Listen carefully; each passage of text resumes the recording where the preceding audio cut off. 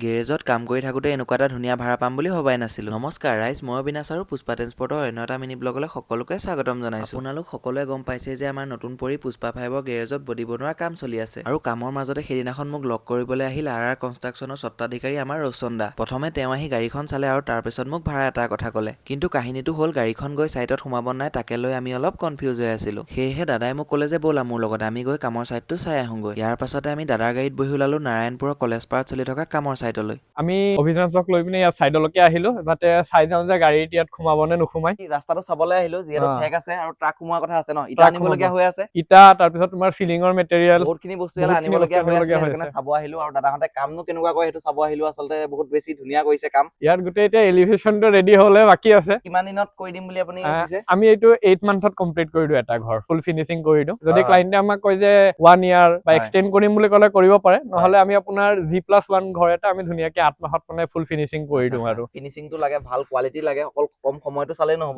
কোৱালিটিটো ভাল হ'ব লাগিব বলা ভিতৰত গৈ চাব পাৰি আমি চাই আহিম গতিকে কোৱালিটি কেনেকুৱা কি কথা কিমান স্কয়াৰ ফুটৰ ভিতৰত বনি আছে এইটো 1800 স্কয়াৰ ফিটৰ হয় ইয়াতে গ্ৰাউণ্ডত কেইটা ৰুম এইটো মানে কমাৰ্চিয়েল স্পেচৰ নিচিনা হ'ব ভাড়া ৰুম দিব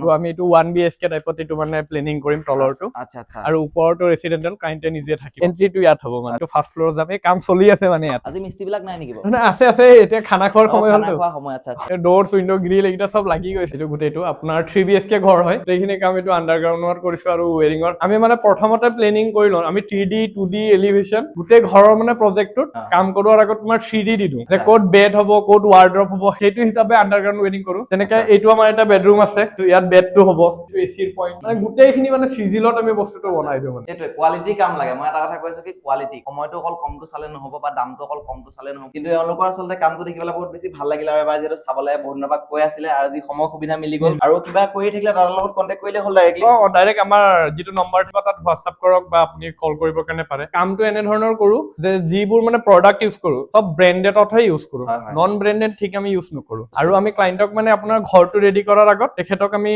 2D লেআউট 3D তাৰপিছত মেটেৰিয়েল লিস্টিং দি দিওঁ উইথ বাজেট আপুনি কি প্ৰডাক্ট লগাই আছে আপোনাৰ ঘৰত কিটো ৱায়াৰ লাগিব ইয়াত আপুনি যিকেইটা দেখা পাইছে এইকেইটা আমাৰ ৰিচাৰ্জ হয় যেনেকুৱা ফিটনেছ কিমান কোনটো ৰড লাগিব গোটেইখিনি মানে সেইটো হিচাপত A to Z মানে আমি এগ্ৰিমেন্ট কৰোতে গোটেইখিনি বস্তু ইন ডিটেইলছ লিখি দিওঁ ফুল এগ্ৰিমেন্ট আৰু ক্লায়েন্টে মানে সেই বস্তুটো ভেৰিফাই কৰি থাকে মেটেৰিয়েল কেইটা এতিয়া তোমাৰ গাত যিখিনি মেটেৰিয়েল আহিব তোমাৰ ইয়াৰ পৰা নামতে আমাৰ ক্লায়েন্টে মানে ভেৰিফাই কৰি দিব যে এইকেইটাই বস্তু আহিছে যাতে কোনো খেলিমেলি নহয় খেলিমেলি নহয় 100% জেনুইন কামটো আমাক লাগে গতিকে কিবা থাকিলে আপোনালোকে তাৰ লগত যোগাযোগ কৰক আৰু এতিয়া এটা ভাল কথা কি এতিয়া পুষ্পা ট্ৰেন্সপৰ্টৰ লগত জড়িত হৈছে একেলগে